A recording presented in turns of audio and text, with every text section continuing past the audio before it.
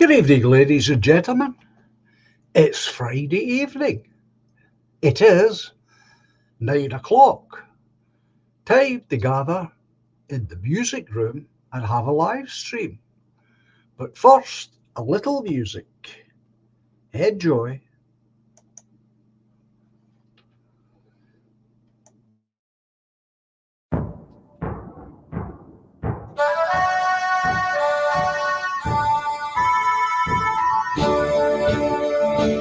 We are all the heirs to Scotland, as a nation proudly stand. We will march beneath her banners to protect our ancient land. In the glens and cities, there on every street are the living heroes no army will defeat. Let our flag mean freedom and not a battle drum. To the world we bid a welcome in 1,000 different ways. We will toast to long lost friendships as we build our better days. In the glens and cities, there on every street are the living heroes no army will defeat. Let our flag mean freedom and not a battle drum. We are all the heroes of Scotland. We're a nation hand in hand. We will march beneath her banners to protect our ancient land. In the glens and cities, there on every street are the living heroes no army will defeat. Let our flag mean freedom and not a battle drum.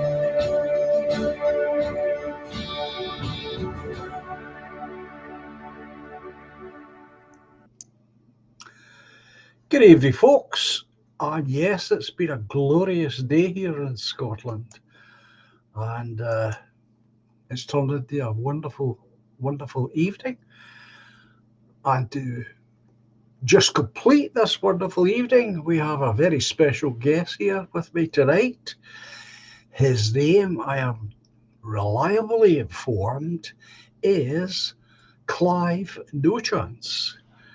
And he is well known to all of you, so I will bring him on straight away. Good evening, sir. Evening, John. Thanks for having me, mate. I was instructed to use that particular introduction by someone you know very well. I've kind of embraced it now. Like I hear that been said. I think it was Scott Farmer shared a tweet. He wrote a tweet about a Clive, and I thought, was that about me? And then realised it was I can't remember who, it was some politician he was talking about. I was like, oh, I genuinely thought he was tweeting about me for a second. So you took it anyway. There's Steve. How you doing there, Steve, my friend? Hope you're all right, or getting better. I hope you're on the road to recovery. I hope everyone's enjoying a bit of good weather. It makes a change for us in Scotland here to see the sun and it actually be warm. And I'm reliably informed that tomorrow is going to be 24 degrees. Have you heard that? No chance. Oh, I struggle in the heat if I'm honest. I'll go outside for like I'll stand in the sun for like 5 minutes and then I'll stand in the shade for 20. Then in the sun for 5. Not the biggest fan. I'm the same. I love the sun and the heat, but I stay in the shade. And tomorrow I'll likely be wearing this hat because I don't know if you're aware, but I'm having guests tomorrow, folks. I'm being visited by DJ and his good lady tomorrow. So I'm looking forward to that. And with the weather being the way it's supposedly going to be, we're going to have a very nice afternoon together. I'm going to show them some of the sights in the town. And then we can sit out the back of the house. So it'll be really nice. I'm looking forward to it. Have you This met is DJ before? no, this is something that he said. Believe it or not, no chance. This goes way back to before the lockdowns.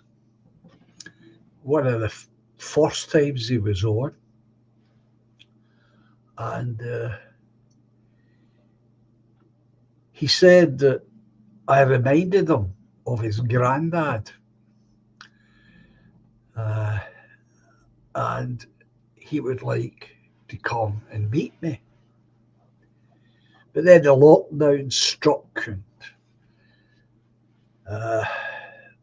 it never happened. And of course, last year I was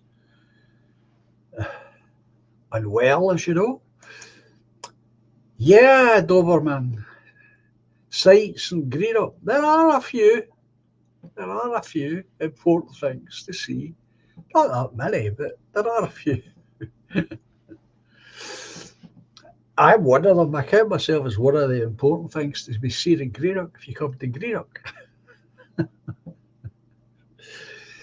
You just stand in the town square, let everyone gaze.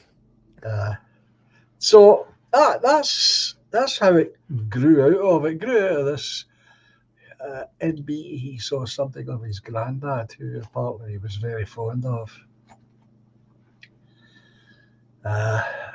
And now, of course, he's going with this girl, and he has, if you like, a base from where she lives to where I live, and it isn't that far.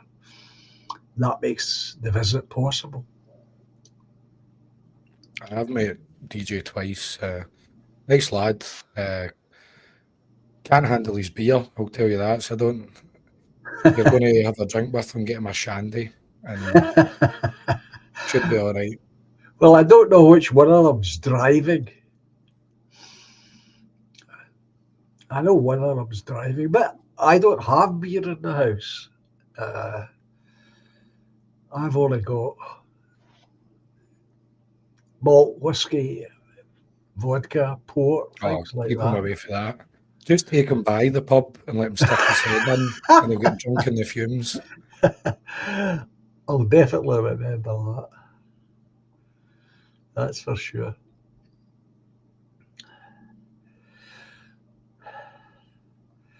So, what do you make of the developments in the Labour Party with regards to the influence of the Israeli? I think it's in every major party when you look at the Tories and Labour tend to kind of stand in line when it comes to that subject. A lot to do with a lot of funding and also relationships and loyalties that exist. I think Keir Starmer's he not married to a Jewish woman. I thought he was Jewish. I don't think Starmer is, but I think he's married to one of them, if I remember right. Okay.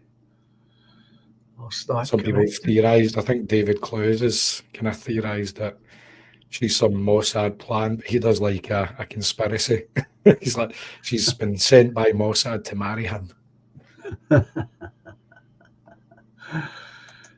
Nothing would surprise me, to be honest. No, I'm the same, mate. Like, there's too many conspiracies that have kind of been true, or all you've been told to even entertain a conspiracy is evil and horrible, but then when you kind of scrape even just a little bit into it, you go, wait, there's a lot of truth to that conspiracy. That's why they try and steal you away from it instantly. Toffee's confirming what you say. Yeah, he's probably been to the wall and wore the wee hat. No doubt. No doubt. Wearing a hat like I've got, you need to go to Adrian's wall. I think one of the biggest funders of the Labour Party is a hardcore Zionist. I'm trying to remember his name now. We were having a back and forth with David Close about all this stuff, and Is that right? I sent him some names, and he sent me some names, and it's one's pretty deep, mate. Yeah, that's what I believe. It's well for somebody of my generation, it's very disappointing. His name, the largest individual funder of the Labour Party is a guy called Gary Lubner, and he's a massive Zionist. Wow. Terrible. So if you don't toe the line, you'll lose your funding. Yep, absolutely. I don't know about you, but to be honest with you, I've never had any real confidence in the democracy, as we call it. I'm not a big fan. I think even if you look at the way democracy is playing out in the States, though, you can have violent protests, like you can have towns burning down, businesses ruined, and that's okay because that's people getting out their anger and frustration about the system, the BLM riots. But then as soon as some students do a sit-in in a campus, the police are getting heavy-handed, they're passing unconstitutional laws, and they were actually talking, I think, yesterday or today about impeaching Biden because he decided to pause the missiles going to Israel because they went against American interests, and he told them time and time again to not go into Rafah. And then they've done it anyway, as they do. They just do whatever they want without consequence, and they've received a little consequence of pausing weapons, and they're already talking about impeaching them. You're like, that's insane. Strange times. Strange times we live in. How deep do you think the funding goes? Do you think it's as bad Oh, as I think it is. Yeah. It's just, I suppose it's my generation, or the generation that I feel as though I belong to, and the fact that having read a little bit about the formation, the origins of the Labour Party, and then you compare that to where it is now, it becomes somewhat shocking to have to accept that. When you layer on top the men and women who dedicated their lives, went on strikes and starved themselves to make political inroads, it becomes rather depressing to see it all screwed up the way it's screwed up. Well, even talking about the Labour Party, look at Diane Abbott. Diane Abbott had went in, like, an insane. She'd made multiple, like, anti-white statements, anti-native statements. Like, she's not our friend, you could say. But then as Yeah. soon as she made the mistake of knocking Jews off the victim pedestal, she compared them to, they're just whites like everyone else and they're privileged. Oh, she get the wrath. She was made to apologise, and like, God, it's so, like, mask off now. It's just very hard to deny. Well, this is the part I was coming on to, the fact that they cannot, from this day forth, play the victim card anymore. They just can't, because they're showing themselves to the world exactly what they are.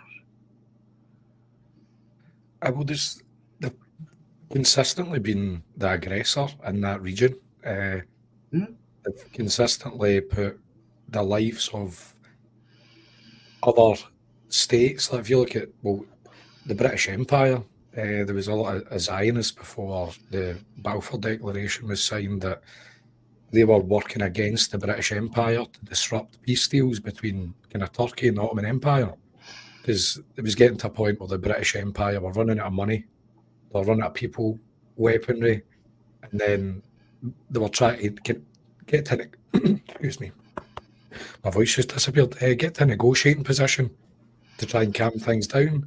But then a lot of the kind of Zionists and positions of influence in the UK and France went and disrupted those peace deals because they needed the Ottoman Empire to topple so that they could get that piece of land they were looking for.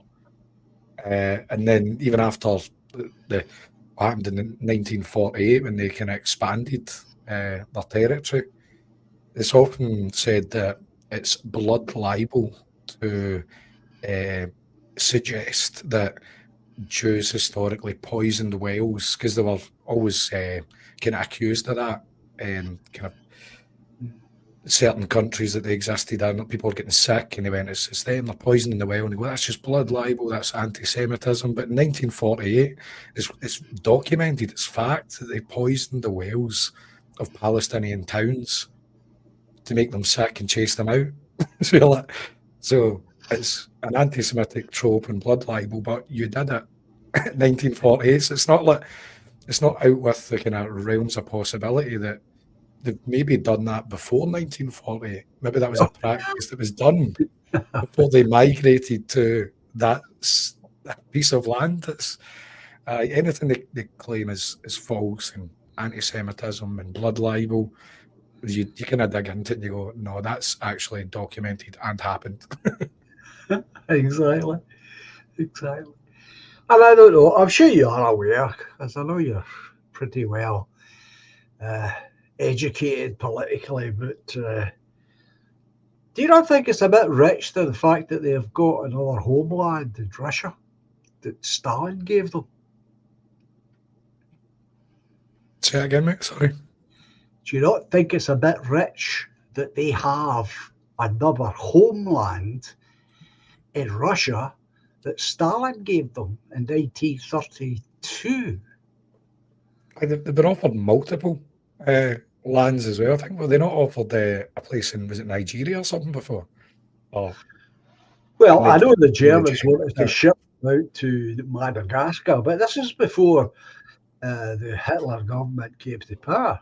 That Stalin gave them in perpetuity this huge piece of land in the east of Russia. It already had Jews in it, but he was trying to encourage them to move there, and they still live there, and they have the official language is Yiddish. Yep. I would say when you go back, and the Zionist movement started way before the creation of Israel. There was a kind of a world Zionist meeting that they used to all go to, where all the financiers got together, and it was all about occupying that territory that was in their book. They believe that's their land. That's why they've kind of rejected or not accepted or acknowledged any other Mm. piece of land that was given to them, because that's where they need to be. And a lot of the kind of original Zionists weren't major religious, but they had this kind of shared identity and shared kind of grievance that kind of brought them together. And the people talk about the left-right divide in Israel. It's always been the rate of expansion. So like the kind of left-wing kind of like liberal Uh-huh. parties just want to expand slower and do it a bit differently, whereas the kind of right-wing ones just want to make greater Israel instantly. So it's all about the speed of doing it and what's more optical. It's not about liberalism and a shining beacon of democracy in the Middle East. It's crap. But Toffee mentioned about they want to make Ukraine their new territory. I kind of disagree with that. I see the Ukraine conflict as a kind of revenge mission against the horrors that happened to them in Ukraine back in the day. And I think they're going to probably use Ukraine as a dumping ground for a lot of these Palestinians, because they've butchered all their young men. So they'll need the immigration because of the war. Well, actually, the Ukraine is where they originated. The Khazarians. That's their homeland. Hang on.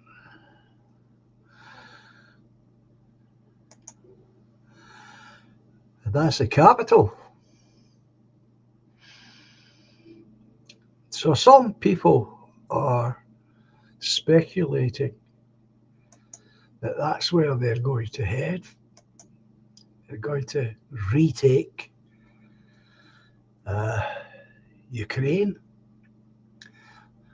and return it to its former glory, because they were pushed out of there centuries ago. That's how they ended up in places like Russia, Poland, Germany, ultimately. But at this stage, I think it's a bit speculative. It's hard to say what the real goals are, apart from exterminating the Palestinian people.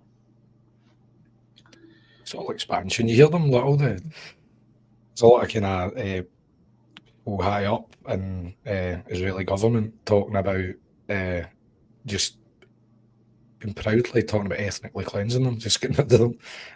You've heard people say about beachfront properties will be up for grabs after the war. It's just it's very clear this is an expansion exercise, and they were looking for an excuse. And it's been pointed out by many people that the the length of time it took for Israel to respond to October 7th is extremely suspect. It took them hours to get there. It's the most defended piece of land on earth.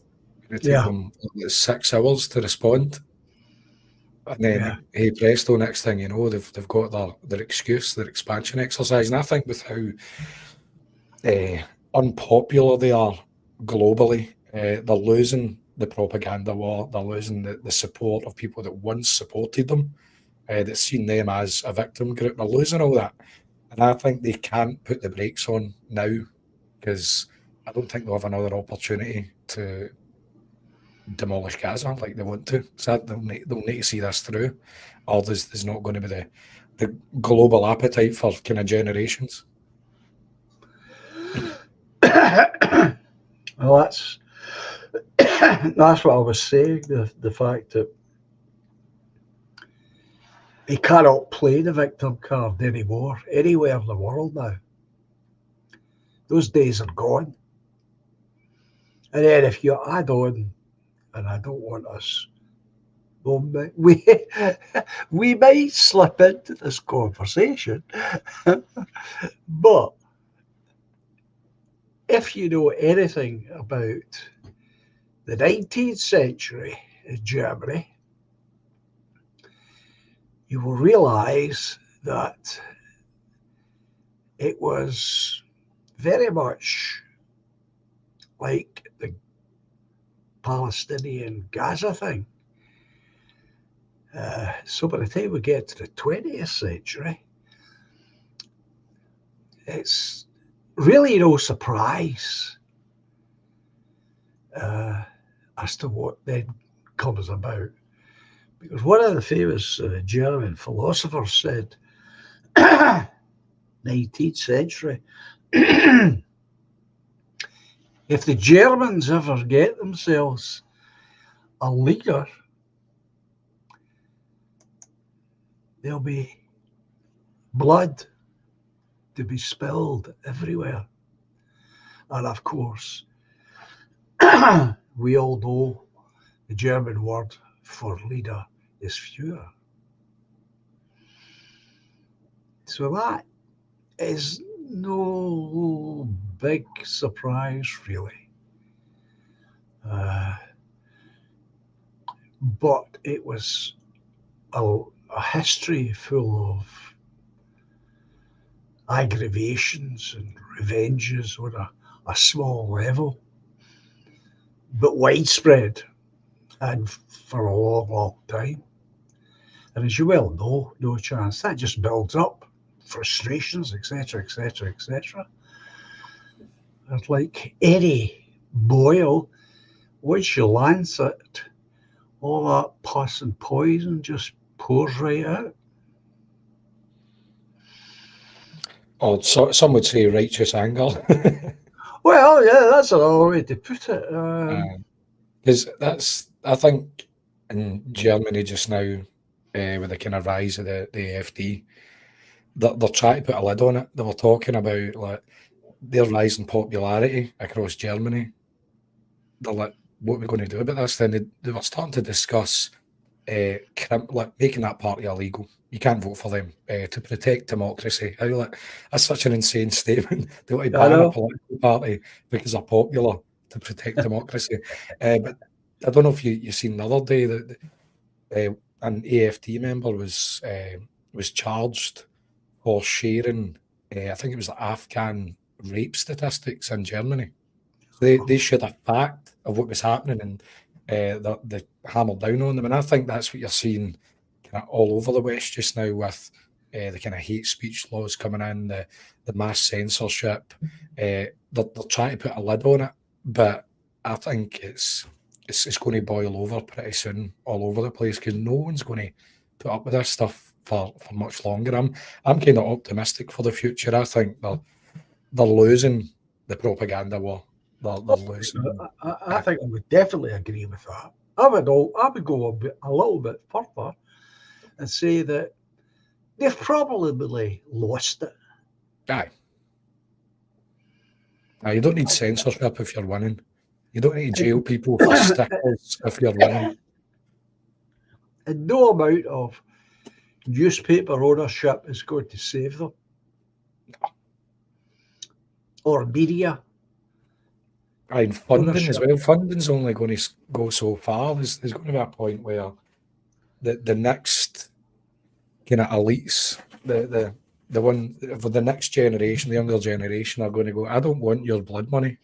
I don't want your subversive element in near me. Just, I'd much prefer to do it grassroots and build a real movement, not a phony one.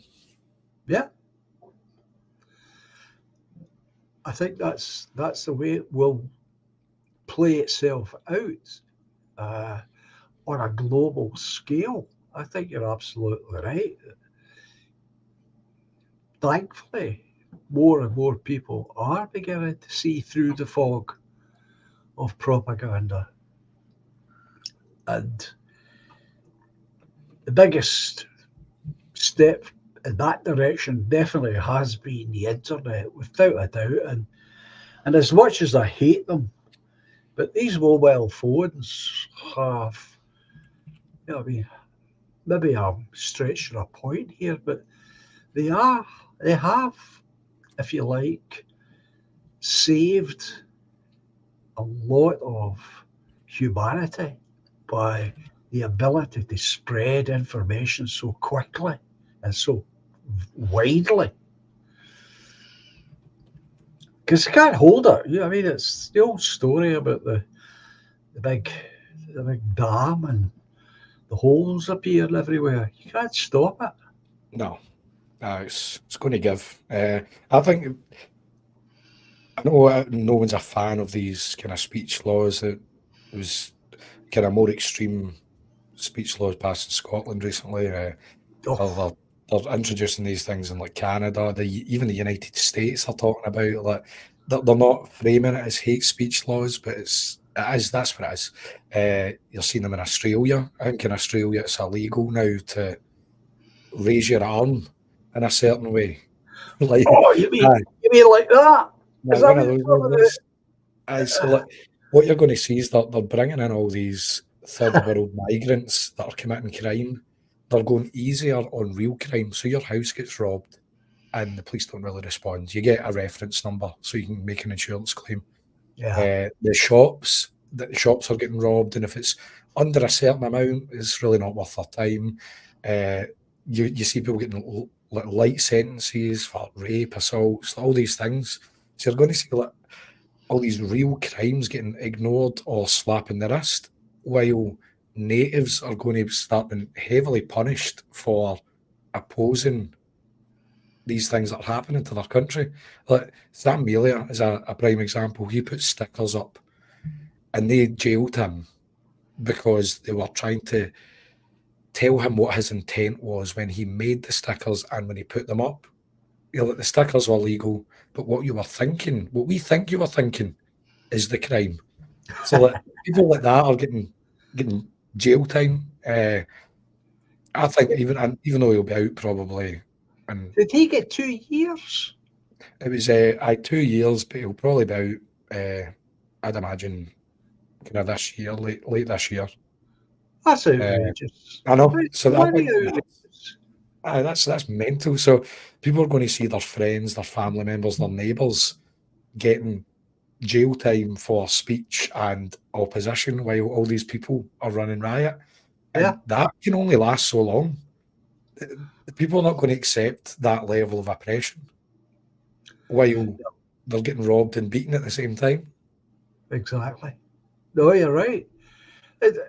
Is it true? I heard, but I've got no evidence for it. But I heard that there was some man in Glasgow running about with a chainsaw. Yeah, there was a video of a guy with a chainsaw. I think it was in Paisley. Was it Uh, Paisley? I was chasing a policeman with a chainsaw. I think you heard him shout Allah Akbar. Uh, and then the next video you seen was about like 15 coppers swarming him. The chainsaw was in the ground, but I like things like that aren't normal. I know there was machete attacks in Glasgow back in the day, but that's kind of died down a bit. But all these kind of these more extreme and more frequent crimes are just not. It's not normal. It's not how we operate. No, no, no. It's see, I've always looked at if we consider Africa. I've always considered that why is there such a problem with some of these black people? Well, it seems to be that we went to Africa and we imposed a future culture onto them long before they were ready to accept and understand that culture. And ever since, these poor buggers have been trying to catch up uh, rather than leave them to their own natural development, if you like, so that they would eventually get into what would be the future for them Yeah, at their own pace and time. Uh, and because we have kind of implanted these things on them,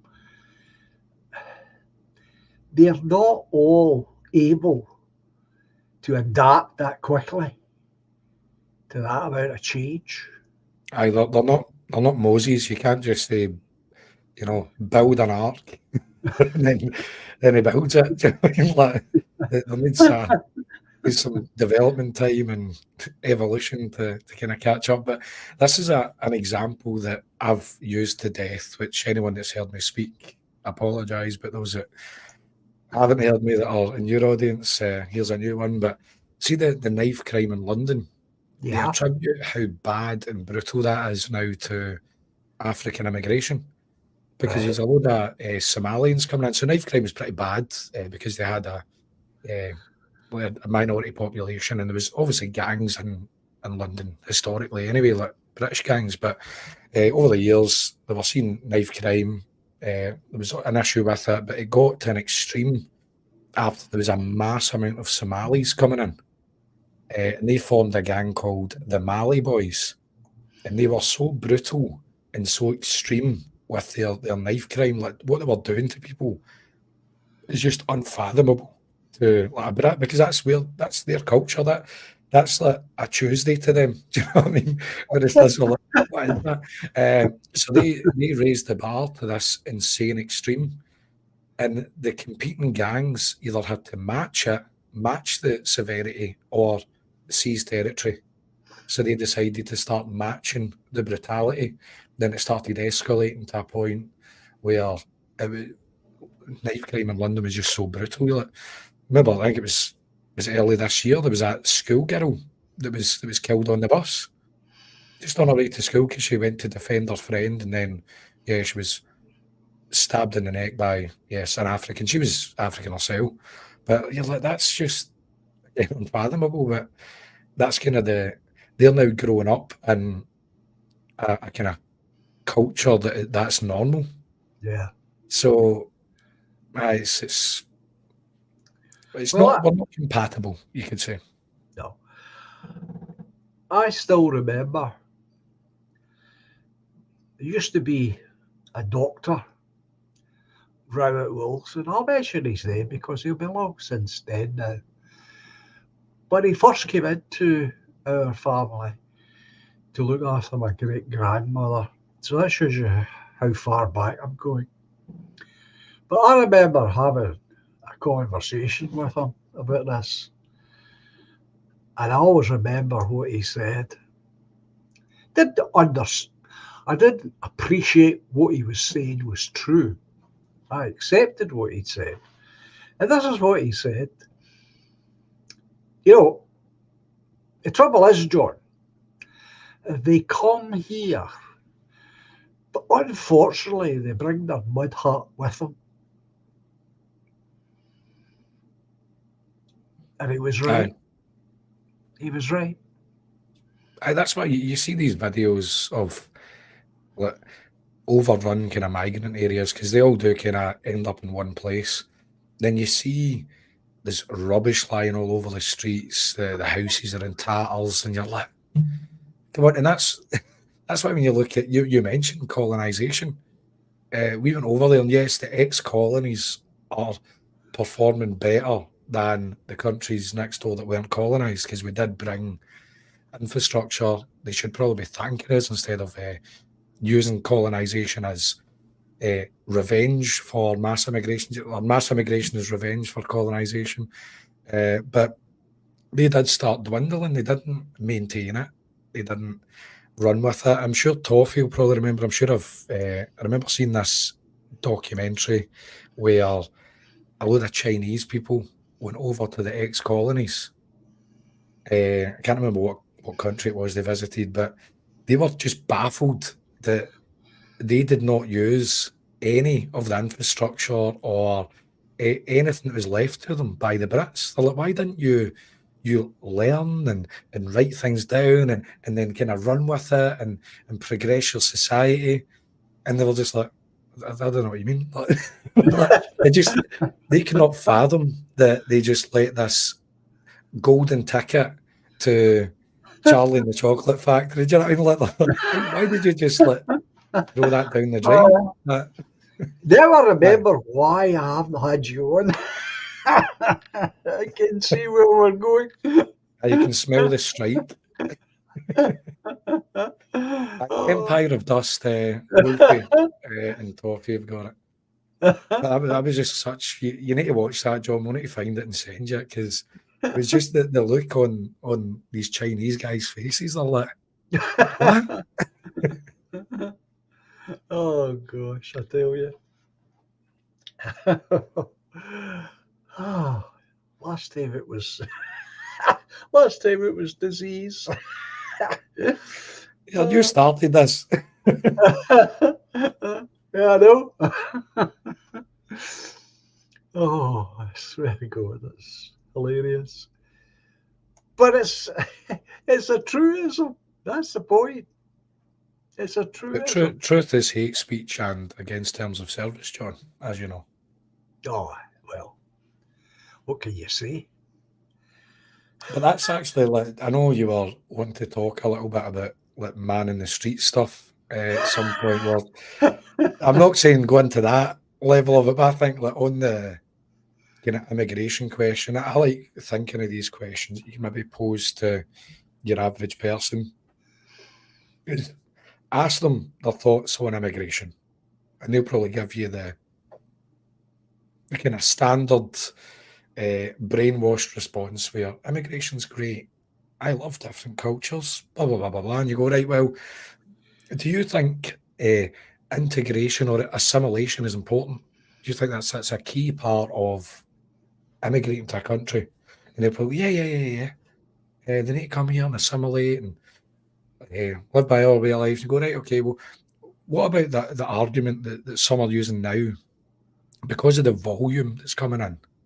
And they end up developing their own little countries within our country. They don't see the need to assimilate anymore. But also, as well as that, in 30 years, it's projected that Brits will be a minority in their own country. So why assimilate to a culture that isn't going to be the dominant culture in 30 years? Do you see the logic in that? And they'll Yeah, probably go, yeah, and they probably don't even recognise what you're doing. They'll maybe get a kind of instinctual go like, oh, like bad feeling about the information they're receiving. But the politically correct answer will be, yeah, well, I see that they probably shouldn't assimilate because yeah, we are going to be a minority. They'll probably just run with what you've told them, and I think that will be excellent content, excellent TV, and it will just show you how brainwashed the population has become.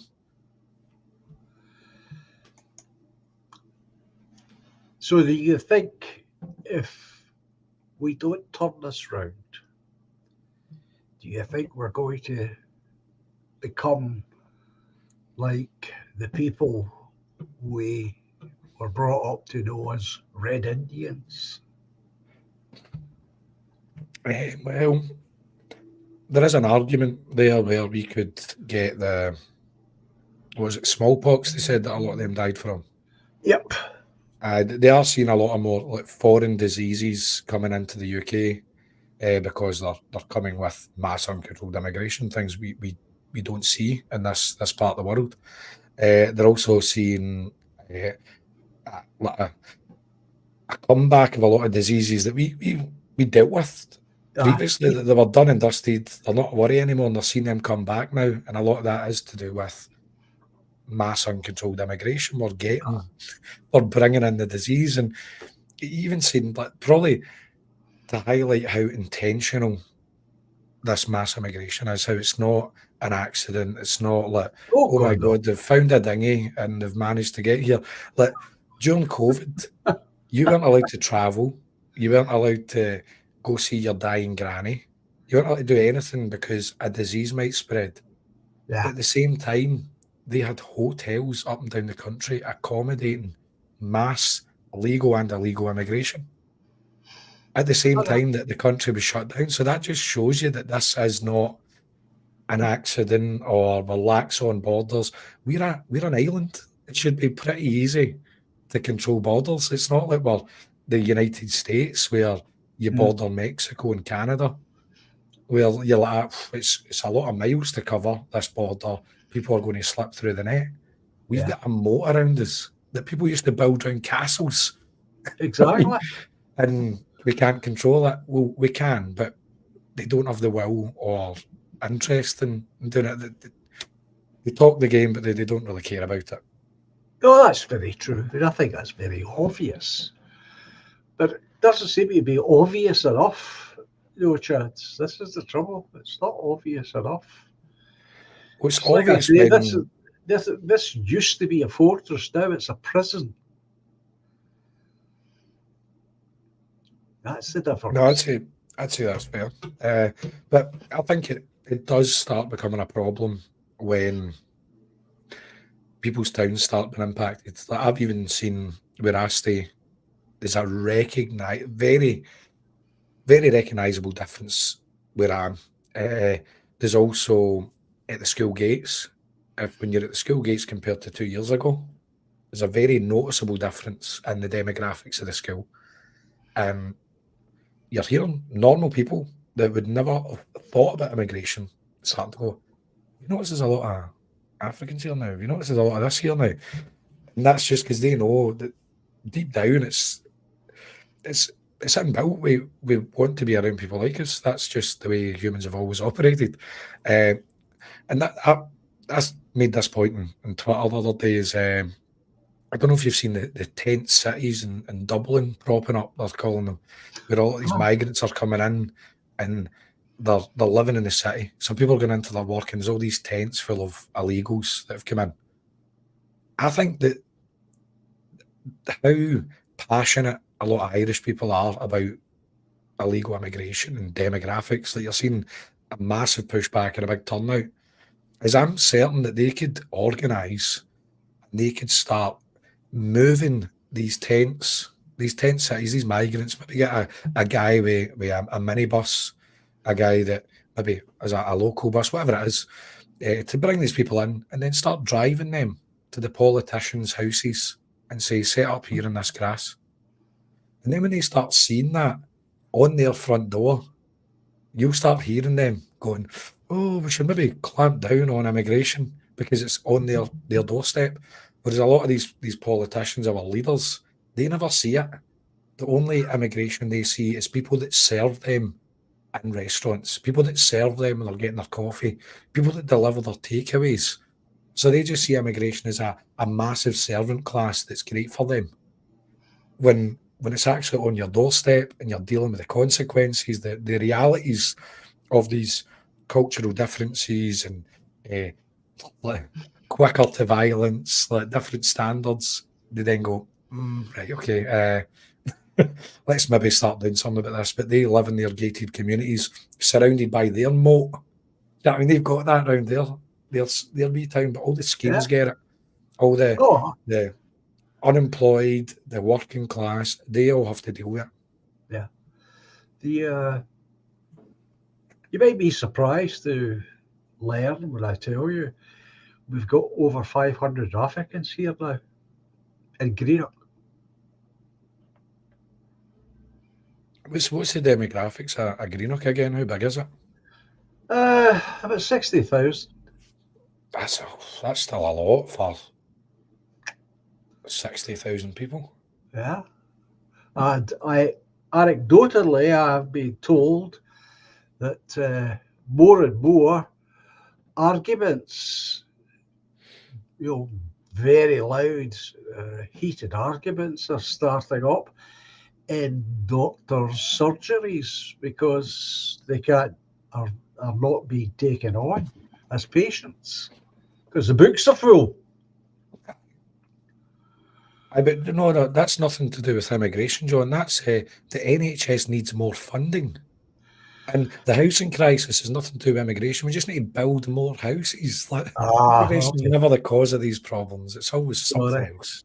It's the magic money tree needs to fix it. See, I was confused there, you see. I was confused. Yeah. Sorry about that. No, I get that. So I'm glad I was here to correct you, John. Absolutely. It's mad. Did we not have enough empty cardboard boxes to build these houses?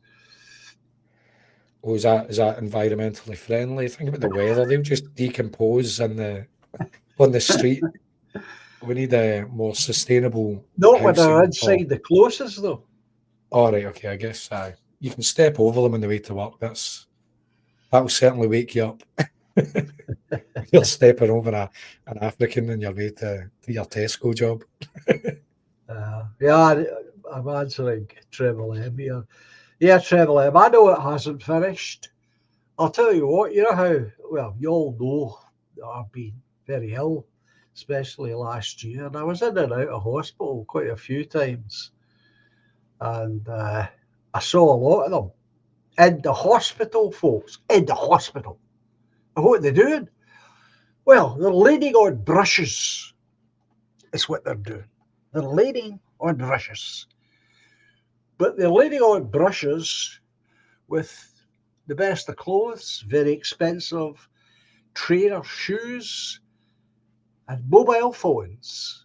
And I have personally been in shops when they have demanded that their credit card be topped up. I've been right next to them when they've been doing it.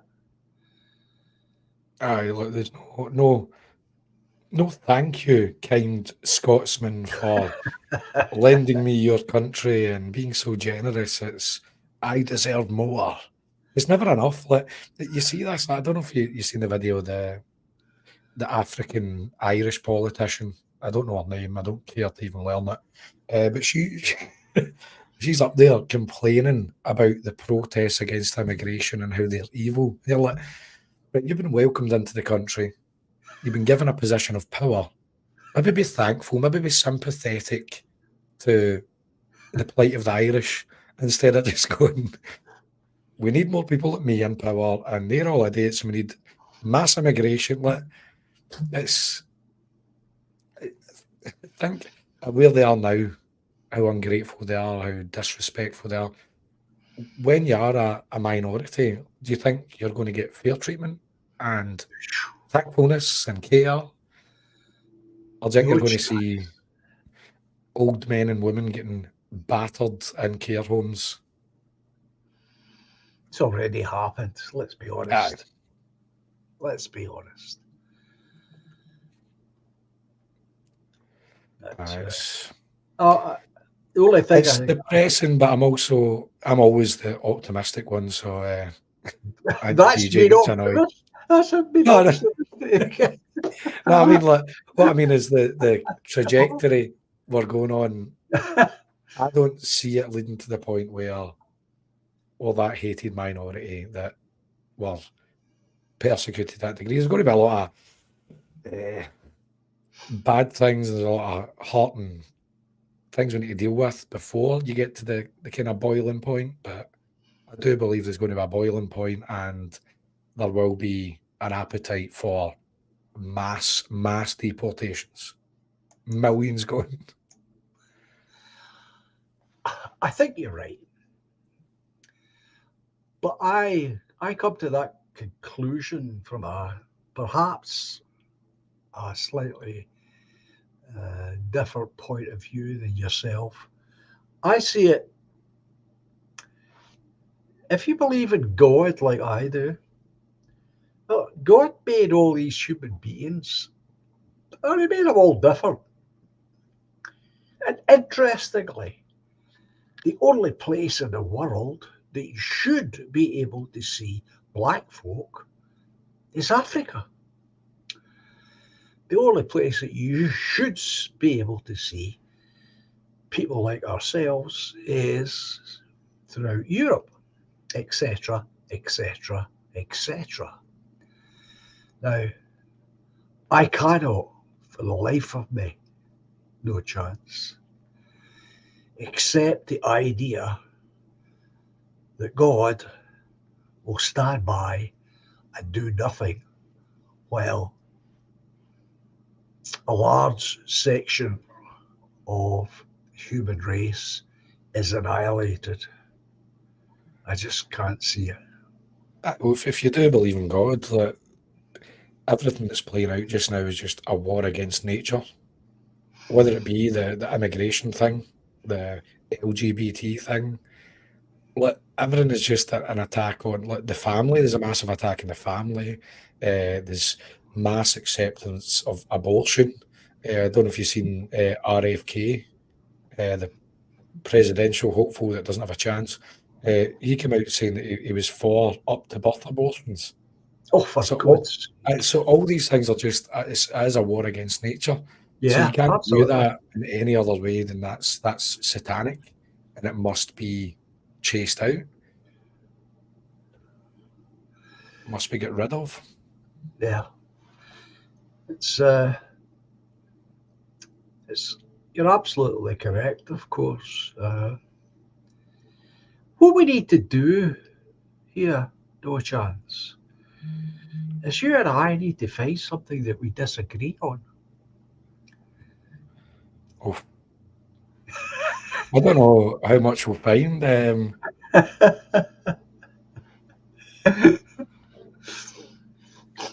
But seriously, that's the way I see it. I cannot imagine that any group of people, when you think about the amount of Native Americans that were slaughtered, but they still persist.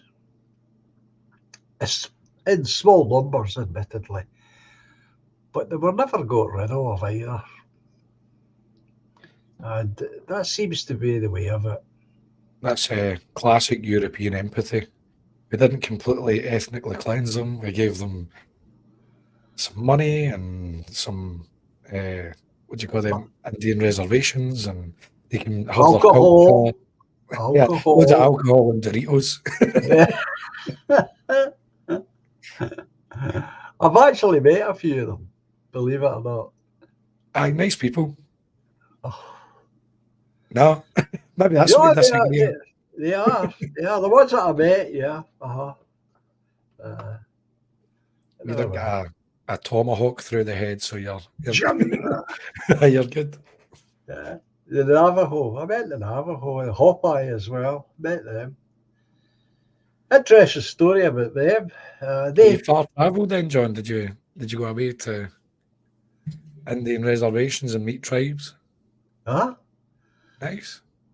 Well, I was on a journey. You see, I was on a quest. I was looking for a place that had been shown to my wife when she was dying.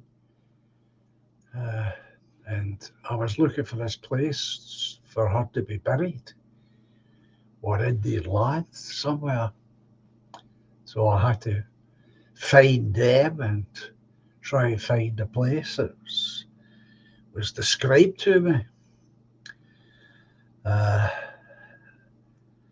I wrote all this out in a book, but the Hopi is a group, a tribal group that is forced to live inside the Navajo reservation, which is obviously a different tribe of people. And when we went there to visit them, they live on what the Americans or the natives called masas. Now, masas, those things that you have seen in westerns, short mountains that come up out of the ground suddenly and then have got a flat top. Yeah. You've seen them. Well, the Hopi live on the top of these places. Great forts, of course.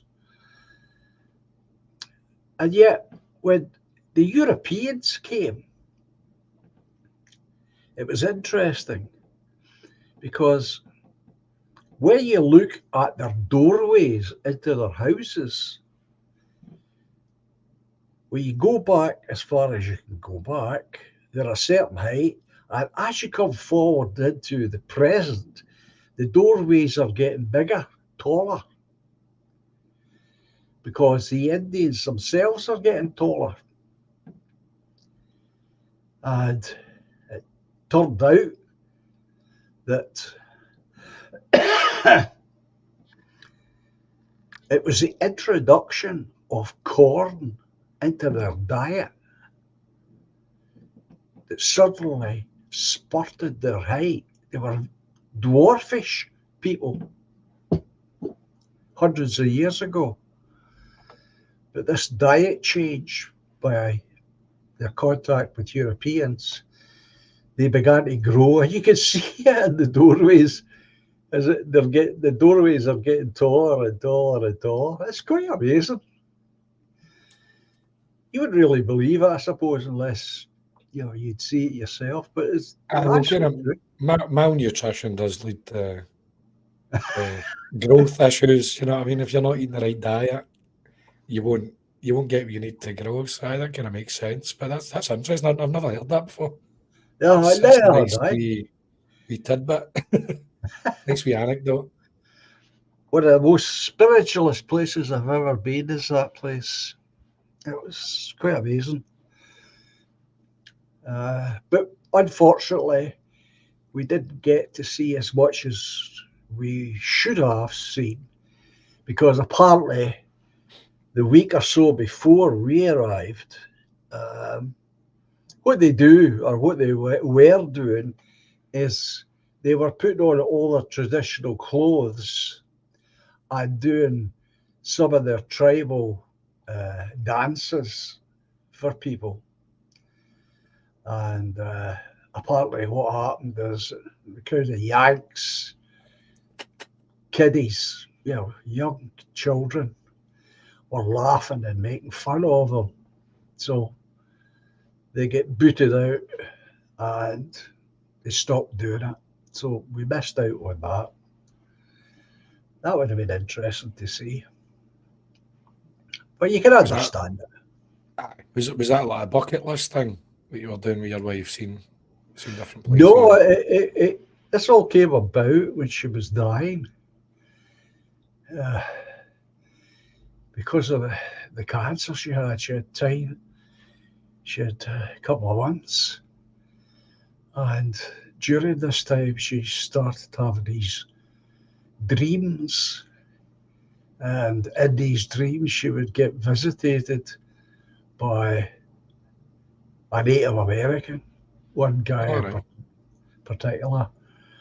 Uh, and out of this experience came this desire to be buried in this particular location. But all I had was a description of it. So if you want to make fun of it, as I can do nowadays, you say, there's John standing on the shores of America with the cast from The Undertaker under his arm and a guidebook saying, how do I get to the Indian place? The Indian place. That was a noble question on, mate. Like, I don't Uh-huh. think you can make fun of that. That was your wife dying wish, and I respect that you went on that journey to try Oh and yeah. achieve that for her. I did. So I honestly, no choice. I never saw it as the heroic journey. It was, and I am a literary graduate. I should have seen this, but I didn't. It was my pal. It was him. We were sitting one night talking, and he says, "You realise what you've done, John?" I says, "No. What have I done?" He says, "You've done the hero's journey when you went to America like that." As soon as he said it, of course, I saw it, but yeah, I never saw myself in that position until that night. But this was quite a while after it all happened. Uh, and this is in the days before mobile phones and what do you call it? Tracking devices and all that. yeah. So, I think uh, that just shows you're a man of good character, mate. So thank you. no, honestly, like it's a really good story. I Well, it's like in a that. book form. If you want the whole story, you can buy the book. It's on I'll do Amazon. that. I'll do that. Send me it. it's it's the cheapest book I sell because I didn't write it to make money. I wrote it to tell a story. And the reason I did that is because at the time when Helen was dying, Paul McCartney was going through the TV studios telling us about how brave his wife was going through her cancer and death. Now, I'm not taking away from that, but I just got teed off of it. I just get teed off. Why is it always well-known folk? What about all the ordinary people? All the ordinary people who have gone through similar stories and die with nobility, etc., etc. Who speaks for them? Well, nobody. So I get pissed off with it. So I thought, I'm going to write a book. So I took a jotter with me, and every day I would write, at night in the motels, I would write a report of what happened that day. And when I came home, when I was in a right frame of mind, I turned it into a little booklet. So when the subject ever comes up about people buying my books, I always ask them to buy that one. No, that makes sense. There's a lot of sentimental value, obviously, but I think a lot of these celebrities will put out these stories to kind of humanize themselves as I'm just like you, I'm just like everyone else. But I think to your average person, they're like, they kind of look at that the way you have is, well, you've got the world's eyeballs. Like, why are you not talking about some other poor soul that's got a similar experience? Exactly. And when I think back, I don't find well that Helen wasn't the only woman and isn't the only woman who went through what she went through. Of course she wasn't. But that's what made it a wee bit different. The fact that she had this experience, whether you say that was imagination or not, doesn't really matter to me. To me and my son, it was real and still is. And people are usually quite affected when they read the story. So I'm not a very sentimental person, or I can be quite cold at times, but I hear that story. It does it. I've not read obviously the book, but just what you've relayed to me tonight, I'm like, God, that's a brilliant, heartwarming story. When I've always said to my wife, I'm like, see when I die, just let, I don't know, pour me out the back garden or put me in a boat. Don't spend any money in a funeral. Just put me in a big wooden boat and set me on fire like a Viking or something. Like, I'm not like, I don't know. The most kind of soft I get is probably when it comes to my kids. As I don't know, you could tell a million stories about them and oh yeah, get writing about it. yeah. You could tell a million stories and you could write a good few books. Aye. That's for sure. It's the best part of life, really. Children. No, 100%. I always promote that. People, that's what I don't like about kind of see the right wing in politics is a lot of people are so demotivated or they're not feeling good about the future, so that kind of puts them off making an effort to start a family. Why would I bring kids into this world? You're like, no, it's the best thing you ever do, and it's probably the the most you can do to kind of fight back against the future, you know? Like if everyone just stops having babies and stops Yes, but reproducing, we're going to every miss. child that you bring into the world makes the world less the way it is and a little bit more the way you want it to be. Because they come in with their innocence, their joy, and their absolute confidence in you.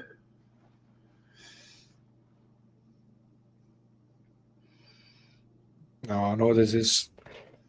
I'm not religious, but I think as I'm getting older, I'm not against the idea of religion. I've been maybe looking into things a bit more. Just I don't know if that's something that comes with age, as if you weren't brought up in a religious family. But I always tell people, like, if you are childless, you've not got a family, you always search for what is life, why are we here, why am I here, what should I do? But as soon as you have children and a family, everything just makes sense. You're not seeking that. Why am I here? What should I be doing in my life? You go, this is it. This is what you should be doing. Yeah, This is why we're here. It just exactly. everything just makes sense all of a sudden. Yeah. When my one of my closest friends, when he had his first kid, I had two at that point. He was like, "What's it like? What's it like? How do you feel?" And I'm like, "Mate, I cannot even begin to explain the feeling. Like you think you love your mum, you think you love your dad, your brother, sister, whoever. You think that's love, but you don't know what love is until this little human being is in your arms, looking up at you, and you're like, it's this love you can't explain. Do you know what I mean? It's just completely. There's no. It's They don't expect overwhelming. them. Aye, they don't expect anything for you. It's unconditional, and you're just like, you're magic. Like, for your head to your wee tiny toes, you're magic. Well, absolutely. Well, you think, look at this. And then when you think of a little baby, everything that makes these hands work is in that little baby. And as you know, especially when they're just born, how small everything is. How incredible is that? And even the milestones, like every year, they're a different person. Right? Like they're this like very fragile, like thinking that you're checking on them every like half an hour to make sure they're still breathing, and then eventually they're this madman that's like trying to jump off couches, and you're like, whoa, you think you're indestructible. So they went for this vulnerable thing you need to you're constantly looking out for. To then you're trying to rein them in and go, listen, you're not invincible. Like there's boundaries, and then they start turning into like you start seeing them going from the kind of child to like that thinks they know all the answers to then maturing and then start getting that kind of level of self-reflection, and they start moulding into the person they're going to be. I mean, my oldest, he's 12, he'll be 13 next year, and even the stage he's at now, I'm like, you're kind of turning into who you're going to be for the rest, and I can see it. Whereas my kind of middle boy, I'm like, you're at that stage now. You think you know that everything. You think you've got the answer to all the world's questions, but then you start seeing that kind of maturity set in a wee bit, and then he's looking at things differently. He's asking more like deeper questions. You're like, you're kind of on the journey, and it's it's sad, but it's a sad feeling, but a good feeling at the same time. You're missing what they were when they were that kind of innocent thing, but you're also kind of enjoying them turn into the man they're going to be. Do you know what I mean? Like, Ah, I said I'm not sentimental, and here I am. yeah, exactly. I'm not saying a word. But no, honestly, I can't speak any more highly of settling down, having kids, and aye, just do it. Things might seem bad, but it's never worth throwing the towel in. Life is not doom and gloom. Well, as my late wife used to always say, there is no perfect time for having children. No, 100%. Yeah. You know yourself, all of us have heard that. Wow, we're just waiting so that we get this amount of money in the bank, or get this new car sorted out, or we'll get this new house, or I really want to go to America for a holiday first before me, and I've always got a reason to be putting it off Well, because it's not quite the right time. But there's never a right time. no, and there's always worries, and I think even like now, probably people are more worried financially than say 4 years ago because of the state of things. But you don't necessarily have to spend money to have a great time either. Like my wee boy's he's got an Xbox, he's got toys and things that he can physically play with. But when I ask him like what's the thing you enjoy doing the most, and he's like, I like going down the beach with the family, throwing trying to skim rocks Uh, and getting my feet dirty. Do you know what I mean? Like I just missed that's about the beach. aye, that's the things they look back and that's the memories. They're not going to remember like that time I get that really good win on Fortnite on the Xbox.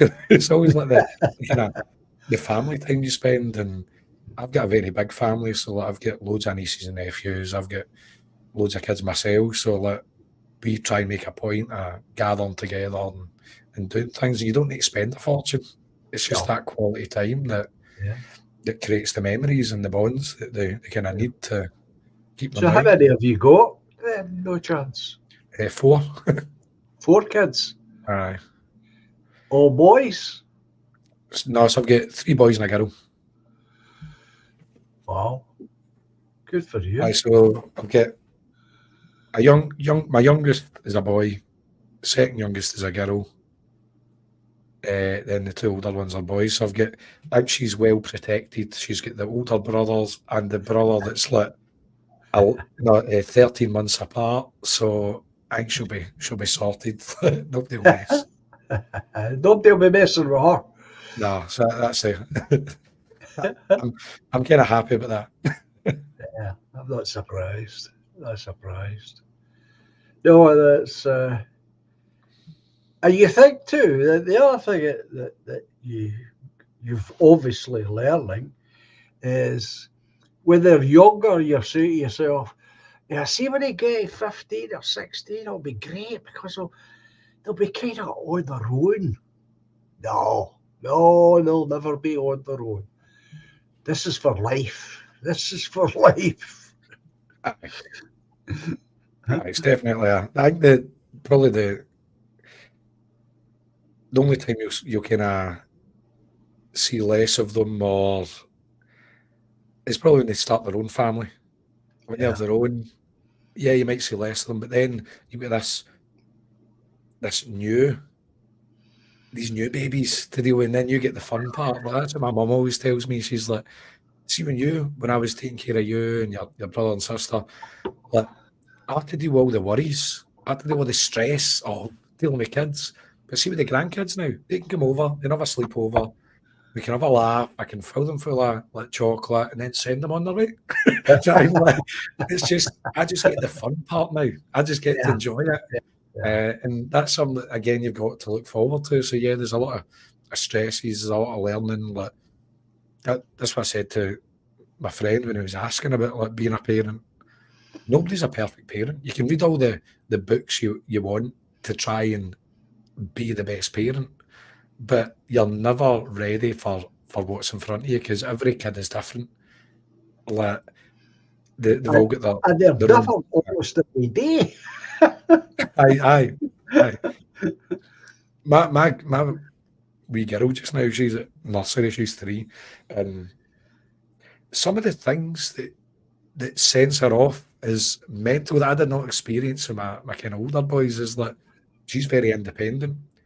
And if you're in a rush and you put her shoes on and she doesn't put her shoes on, that could be like a 5-10 minute tantrum because she gets to put her shoes on. I'm like, that never happened to the boys. If I just told the boys, like, we're in a hurry, I need to get your shoes on, they just take it. She's like, no. Like, so that's something you can't really prepare for. Do you know what I mean? Like when they're going to tantrum over the smallest thing. But again, it's all learning, and there's a lot of things you learn from your first child. Then you learn something different for your second child, and yeah, I think you probably do become more equipped and maybe better parent the more you have, because you've learned all these things from Yeah, previous experience. because And each child is different. aye, and you start seeing the older kids start trying to direct the younger ones, try to keep them right, make sure they're behaving, like things like that. And that's just how families work, you know. And Yeah, I don't know, I'm kind of rambling now, but I can't you're overstate just the a proud importance of dad. family. That's all. Ah, that's it. I know. I always used to laugh at guys, even when I was younger and I went to the pub, and you'd see guys like showing pictures of their kids. I'm like, fuck's sake, man. I'm like, give it a break. You're out for a night. Like, just chill out. But I'm now that guy that's going, look, look at my kid. Look, Look at my boy uh, here. Look at him. I used to laugh at me. This is the book, by the way, I was talking about. That's a really good title, mate. That's her on the back. Mate, I'll need to. You need to send me the link to that on Amazon. Are you going to read it? 100%. I've not got loads of books. I prefer audio books because I travel lots for work, so I like kind of plugging in the car and then listening that way. But I've got like hard copy stuff, so I'll definitely take time and read it. Well, thank you very much. I think if you just give me a wee minute now,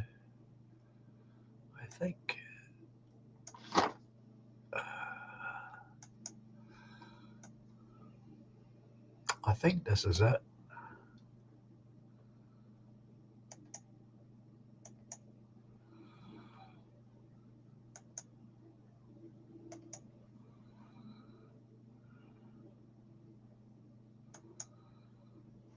That's it up there. I don't know how to do it. Just copy that and email me that link. Because you've got my email. Email you. Yeah, I can do that. I can email you. Magic. And that'll take you to the author's page, as they call it. Right, okay. And you'll see the book listed. It'll tell you.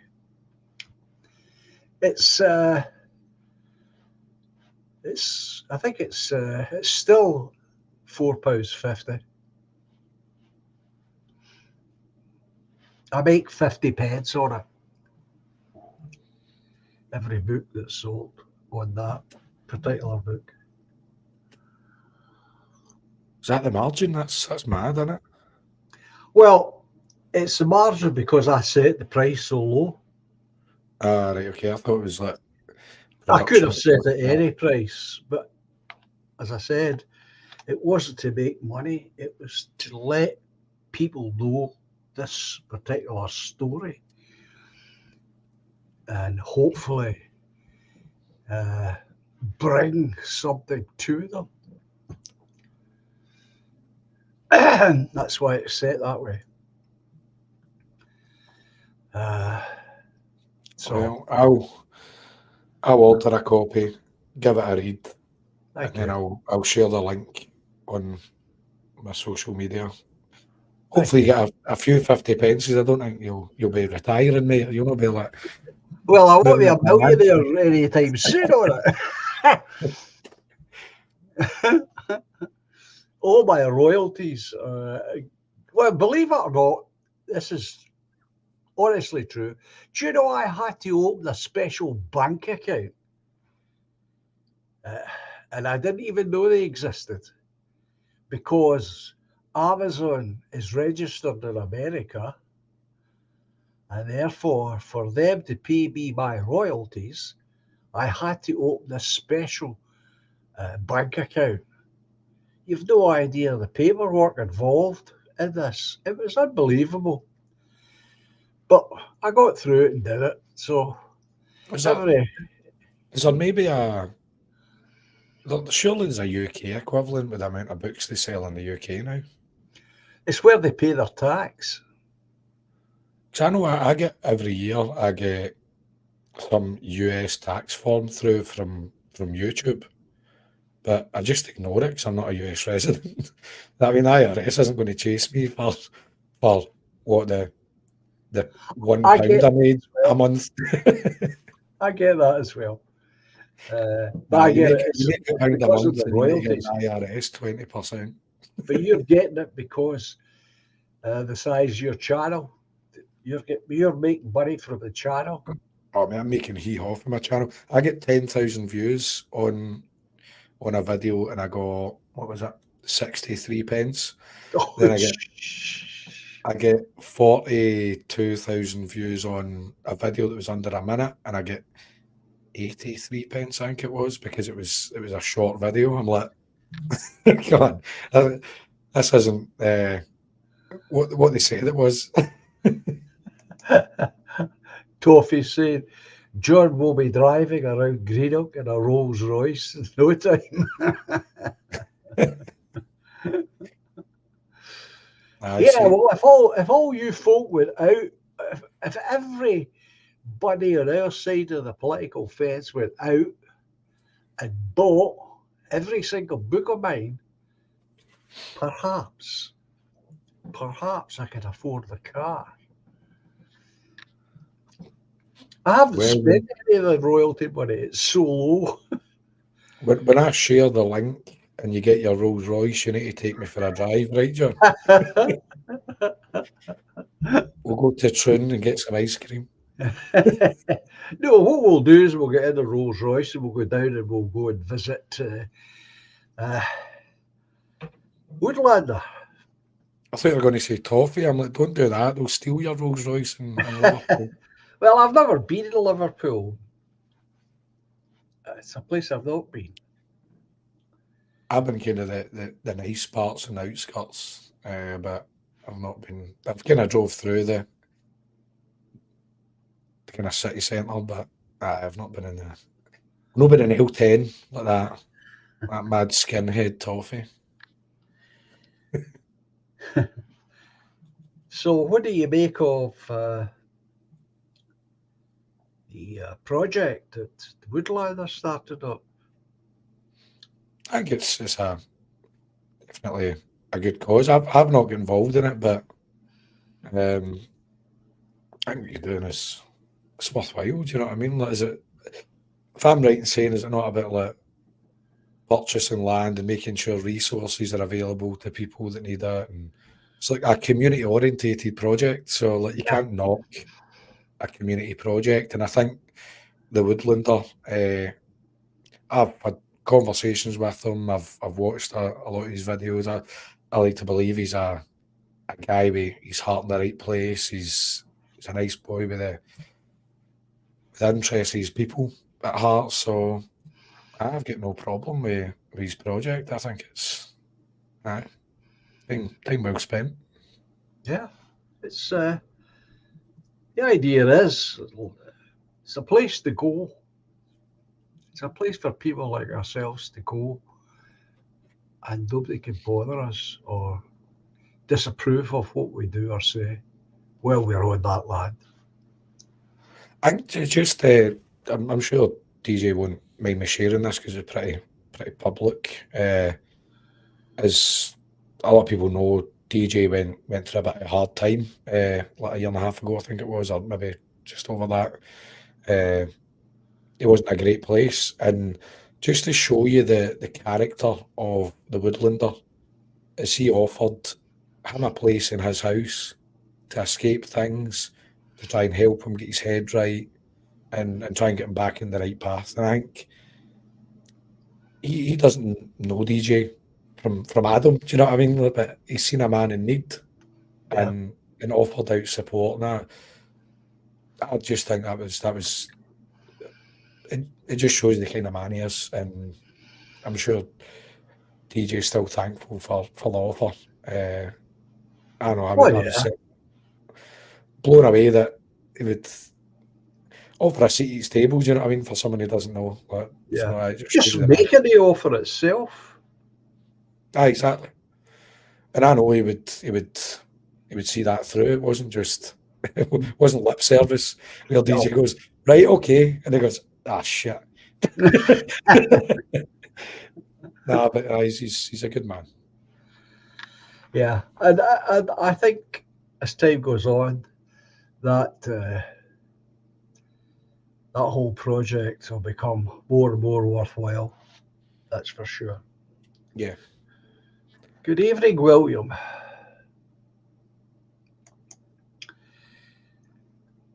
So, what do you see for the Labour Party in Scotland? Do you see them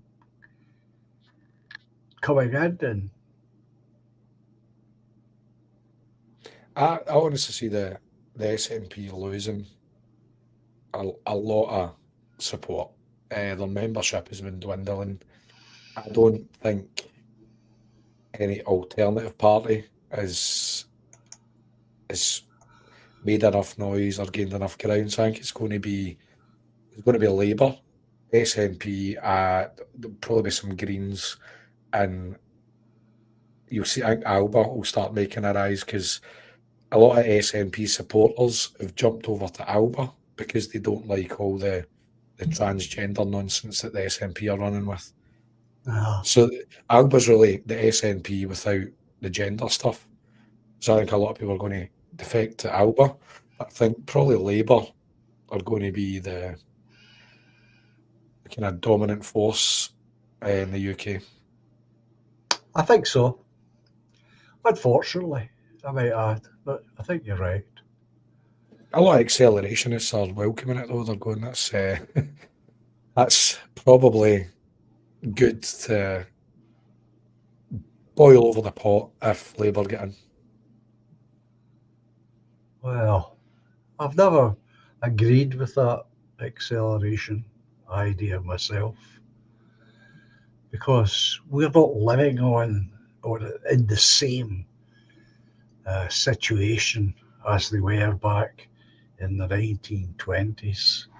It's quite different, uh, and it's not likely to turn out like it did back then.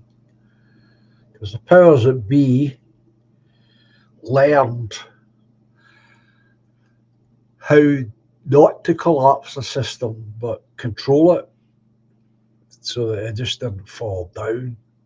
They could control the collapse so that it wouldn't happen that way again.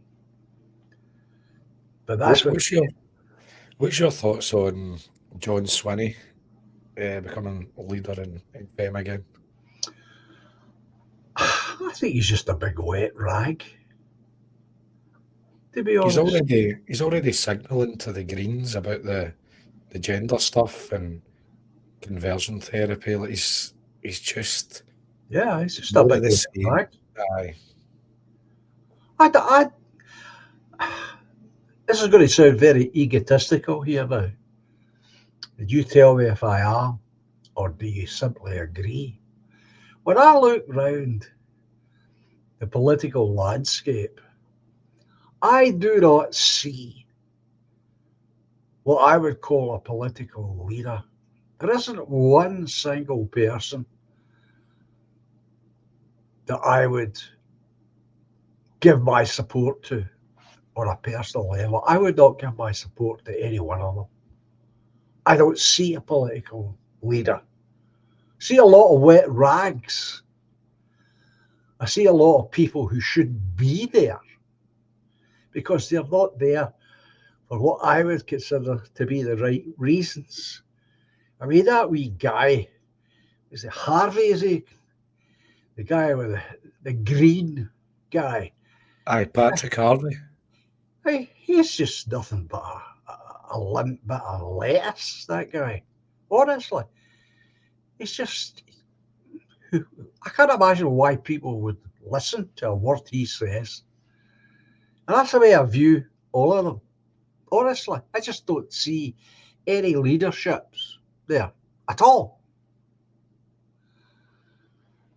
That's been kind of my grievance with the kind of Scottish Parliament, as it is just full of spineless Hmm. idiots with no backbone. like even look at the Tories. A lot of the Tories' arguments against, let's say, the gender stuff. There's someone that I think is I rate her to a point, like Megan Gallagher. I don't know if you know her. She's a Tory. She's had a lot of involvement in like child like education and welfare, and she has done some good work. But when it comes to the gender nonsense, she opposes it, and you know she opposes it. You know she's got a genuine moral gripe against it. Something she should be standing strongly with. But her kind of opposition is maybe we should get some experts in to relook at filling children full of hormones. And you're like, no, your opposition to that should be this is wrong and we do not accept it. I do not care who comes in. Some biased. Like, you even seen when the Cash report came out, the Tories were beating their chest going, see, we knew that the kind of hormone treatment was wrong. But then the opposition are trying to get their own experts in to prove the Cash report is wrong. So this is just going to be a battle of the experts when you should just be able, I should just be able to stand up and go, this is wrong. Full End of stop. story. We do not accept it. It should not be End of story. the kind of flimsy, oh, we'll wait and see what this person, that person says. And it's just all soft shite. Ah. Like, can we just stand on principles and not budge? No, they can't. I worked with a group of people like that for over 10 years. They don't have principles that they will stand for. They've got no backbone. They will fly with the wind. And that's the way they are. This is something that I've been kind of beating my chest about on Twitter, and a lot of, I've probably been blocked by the majority of the SNP, but there's this transgender guidance for children in schools, right? So the point I made was after the findings of the Cash report, which said this was wrong, it has no long-lasting benefits, we shouldn't be doing it, and then NHS Scotland have said we are no longer going to recommend these things, blah, blah, blah, blah. I went, well, if you admit that, like the SNP have walked it back, saying we're no longer, we agree with the Cash report, whatever it is. If you all agree the Cash report is true, why is there guidance for children, trans children, that are still available in schools? It's still part of the Getting It Right for Every Child programme they've got. But if a child says I'm trans, they go, here's a lot of information you can look at. So there's a lot of links to YouTube videos, there's literature they can look at, and it's all very trans friendly. But one of the YouTube channels they promote to children is a channel called My Generation. Instead of My Generation, it's My Generation. And videos on that channel that I've highlighted on my YouTube, on Twitter loads, is it promotes acquiring hormones illegally to feel normal. And the ultimatum on the video is it was either kill myself or get hormones illegally. So that's the ultimatum presented to vulnerable children that's still available as guidance in schools. I'm like, why is nobody screaming about that? And you can tag all the Tories you want, you can tag whoever that is meant to be in opposition, but they don't say boo about it. And like, that's, you can't claim hormone treatment's wrong, but then not address that insane guidance. Well, again, when I listen to that sort of thing, it just supports my own idea that what we call democracy is a waste of bloody time, and I wouldn't have any of it if I was in power. I'm just being honest. Aye. Why would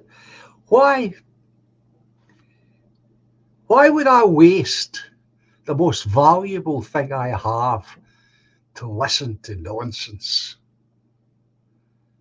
Because the most valuable thing I have is time, my time. Why would I waste it? Listening to something I already know is just absolute nonsense.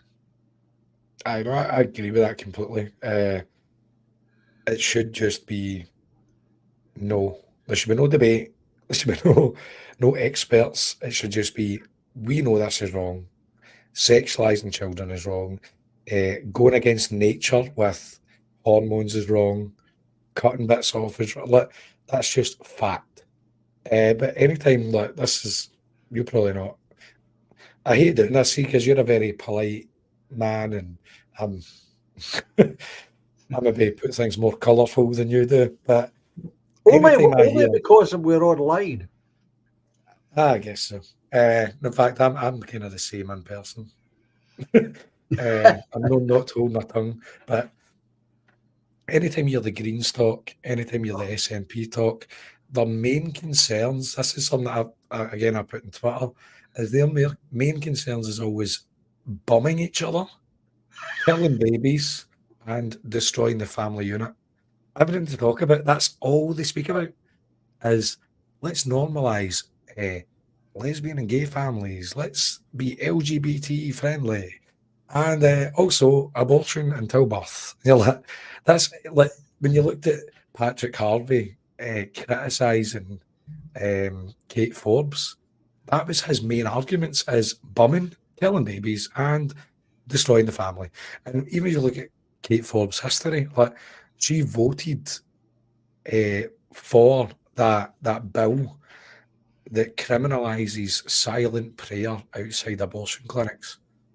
So this is the Christian, this is the evil right wing that's going to take us back to the 1950s. She's voting Well, for bills that criminalises thoughts inside your head, silent prayer. You're like, come on. what? Thought crime. Exactly. And that's the Christian, the dangerous Christian. Does that mean then, if I were going to an abortion clinic to object,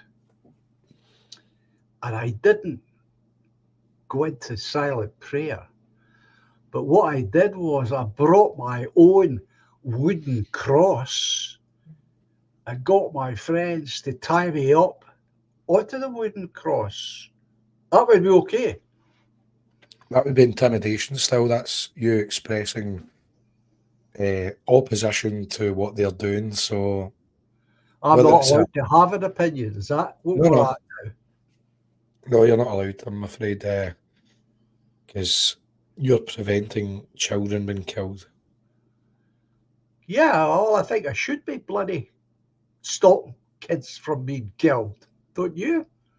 I'm afraid that's soon to be illegal. Your silent protest or your visual opposition with the crucifixion. But no, like, I remember I was had like I don't uh, talk about obviously these things to my younger kids because they're too young. But Obviously. my boy was 7, so it was the last year. We're in what do you call it, George Square, and there was a guy like standing in George Square talking about the right to life. He was speaking to a load of university students that were calling him all sorts.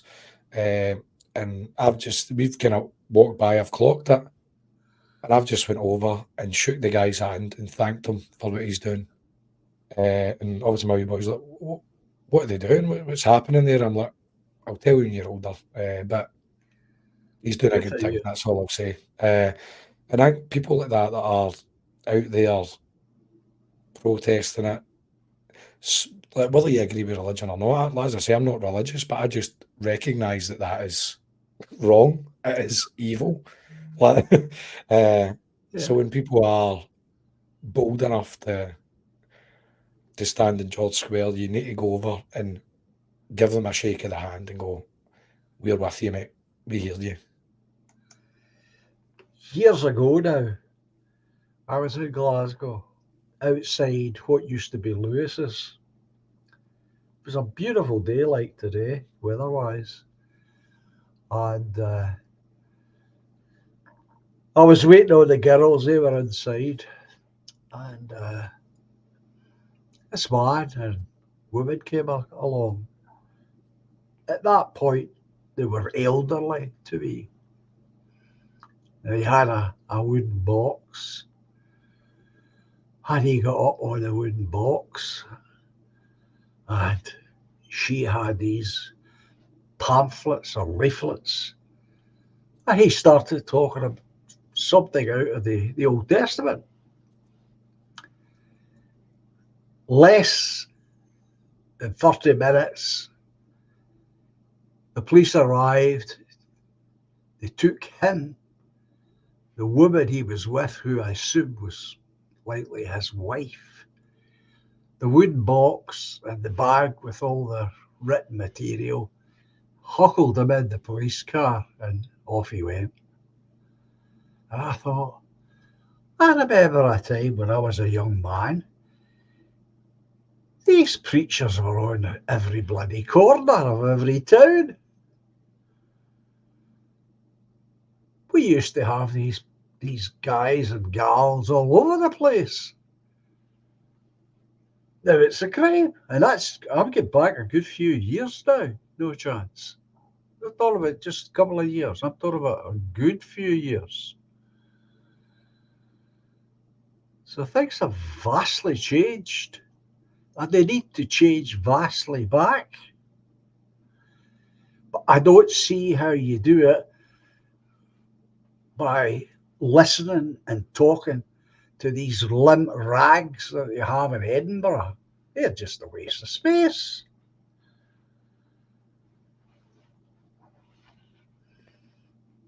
It's how many years are you talking? When did that happen? 20 years ago.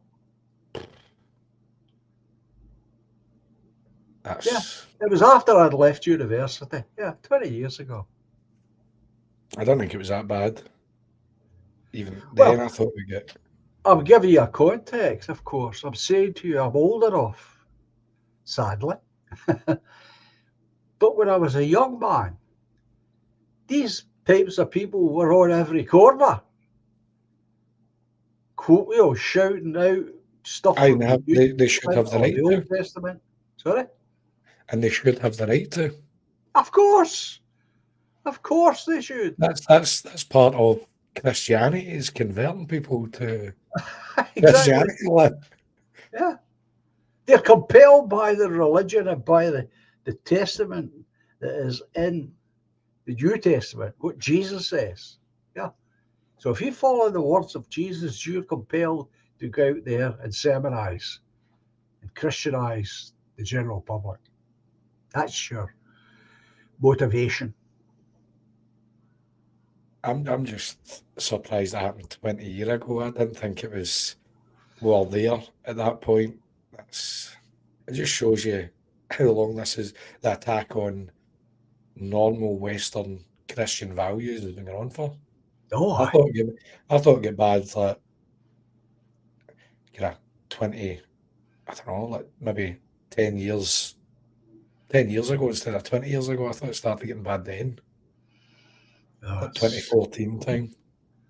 But I think that's maybe just when I was more politically aware. So I think it was probably ignorance that I didn't realise that this had been something that had been this, happening. this is at the same time on the same street. It happened that day, oddly enough. Now that I think on it. Now, you know the store I'm talking about used to be Lewis's big multi-story store. Yeah.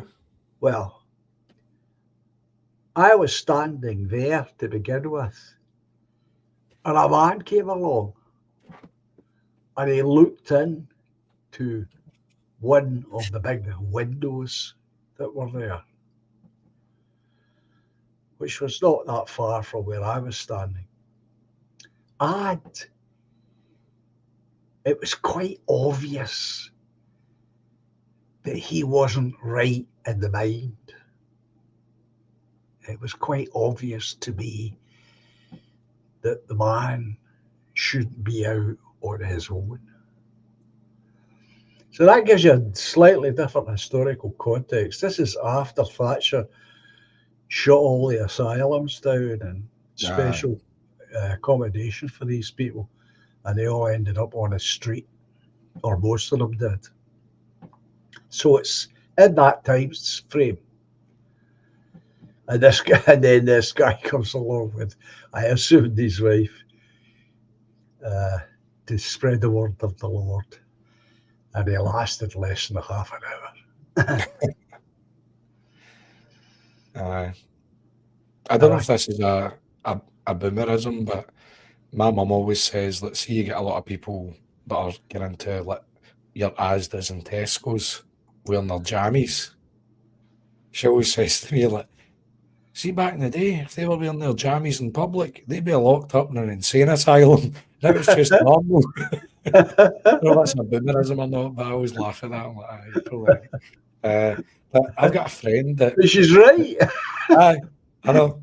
But I've got a friend that stands in Glasgow on a box preaching the gospel here at Hines. So, and a lot of our friend group will kind of look at that as it's a bit strange.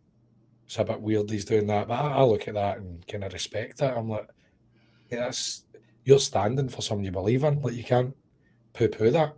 You can't laugh at that. You might not agree with it, but that's neither here nor there. Still respectable. Yeah. He's in his eyes, in his mind, he's doing the word of the Lord. That's it. Oh, as I say, in my own lifetime, this is part of the change that I've seen. That people once did that almost in every corner, and that's not really an exaggeration. And nobody thought anything of it. That's just the thing. There's a religious man trying to convert us. Well, some of them would have a little crowd, depending on what variety of Christianity they were talking. There would be some people around them listening to them. There'd be other people just walk by, not interested. But they were everywhere, is my point. There's Scots Harbour. Good evening, Scots Harbour. They're back at this Clive business again. I know. I can't go on as good a monologue as Scott's Armour does. He tends to kind of drop the mic when he makes a point. I'm more of a piss taker than he is. Anyway, John, I've not got much longer. How long are you going for? Oh, we're almost there. I'll finish at 11. All right, okay, cool. I deliberately confine myself to the 2 hours. Then I've noticed that since I've become ill, I don't have the same energy levels that I once had. So I confine myself to 2 hours, and I've cut myself from 3 nights a week to 2 nights a week. So we're not going for a 24-hour marathon? No. And tomorrow, of course, I've got DJ and his good lady coming to visit me. So I'm looking forward to that. I bet he wears a tracksuit. Oh, don't say that. He will. He'll wear a joggie. Oh, no. No. It's like he's wearing these jammies. He should be locked in an insane asylum, John. Well, that means I'm going to have to wear mine. Get a Kappa trackie. Look for that on Amazon. Oh gosh! I'll tell you what. I could wear underwear and I'll put my cloak on. How about that? You still be more dressed up than him.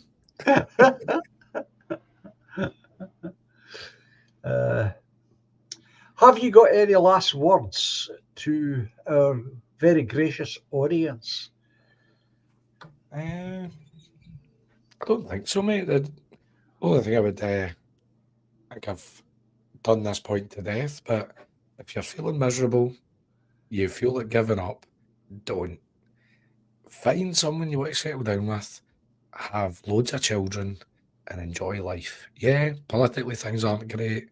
Immigration might not be great, but don't throw in the towel. People are getting more active, and there's a lot more opposition than even I seen 2 years ago. So we're heading in the right direction. So don't throw the towel in. There's hope. But cheers for having me, John. I hope yourself and the audience has enjoyed the chat. I've certainly enjoyed it. Oh, yeah, absolutely. And it won't be so long next time. Not unless I discover after the stream ends that I've got another back. Another strike. If you I do, didn't. apologies. Do you know when that happened? I didn't even know it happened. It was my sister that phoned and said, "There's something wrong with your channel." I says, "Why? Your stream isn't up there." That's what I discovered. I will, But no before matter. I will say Scott's Armour he's a man leading by example. He's recently had another beautiful baby in his life. Oh, Uh, that's nice. it's always great to hear when you hear someone that's a nationalist, has the interests of their people at heart, having children, and that bringing them that joy, you know. Yeah. Well, that's very nice, Scott Sarmer. Really is. I hope everything's well with the baby and your dear wife. Uh, is it a boy or a girl? Do you know? I'm not sure. I'm sure he told me. My Or the baby? memory is. Or well, I maybe know. the I don't. baby I know. hasn't decided yet. I know you're right. Aye. So I've not forgot. I don't want to assume what it is yet. So uh, that's what you saved me there, John. You saved me. No, that's really lovely. I hope everything went well for them and everything continues to go well. So,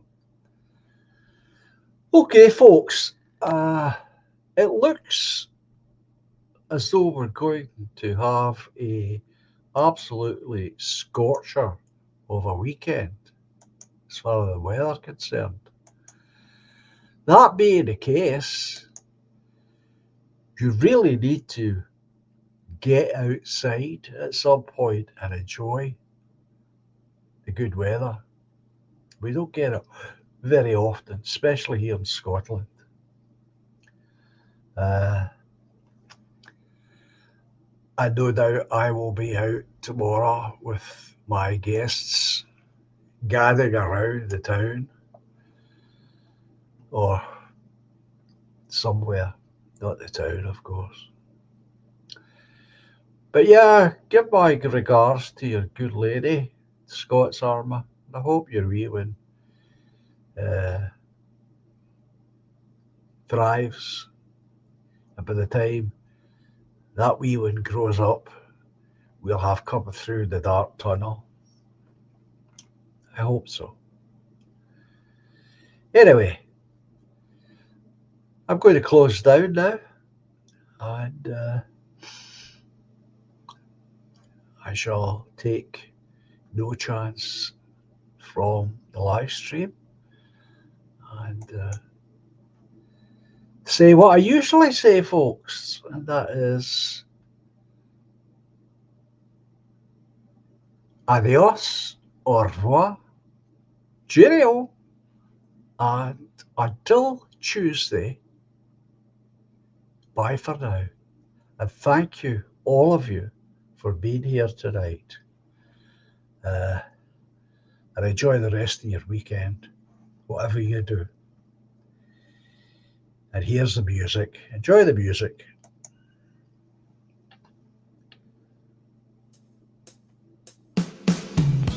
Silently the snow falls, paints a winter scene, swiftly spreads the dark rim, hides the fading autumn green. Moonbeams brush the dark wood, conjure friendships dear to me. Lightly now the breeze flows, disturbing more than just the leaves. But life's much more than we can know. We are one small glow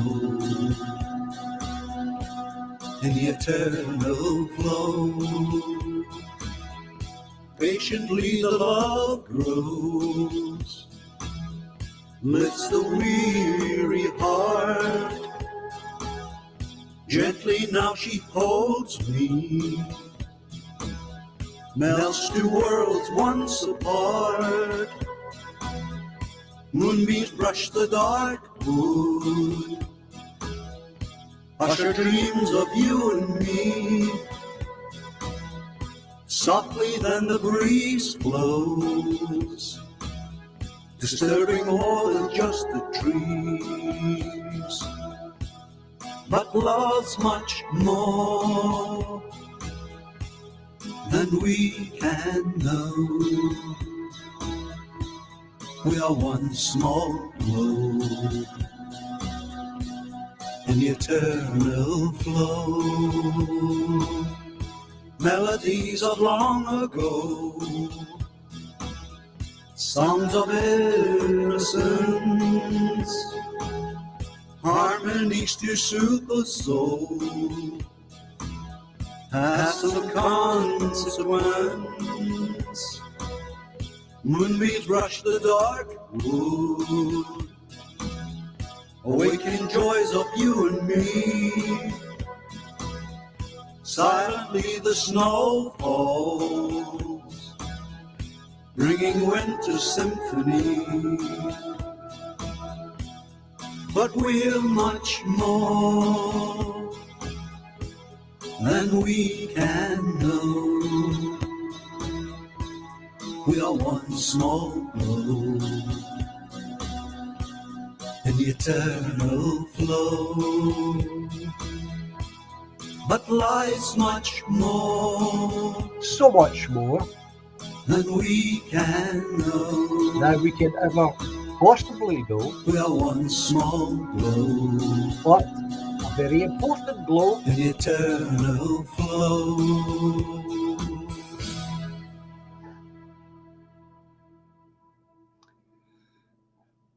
So folks, you take care, and thanks once again to all of you for being here tonight. I thoroughly enjoyed my conversation with No Chance, and it won't be 2 or 3 years before he's back. I can assure you that. Until Tuesday evening, bye for now and take care.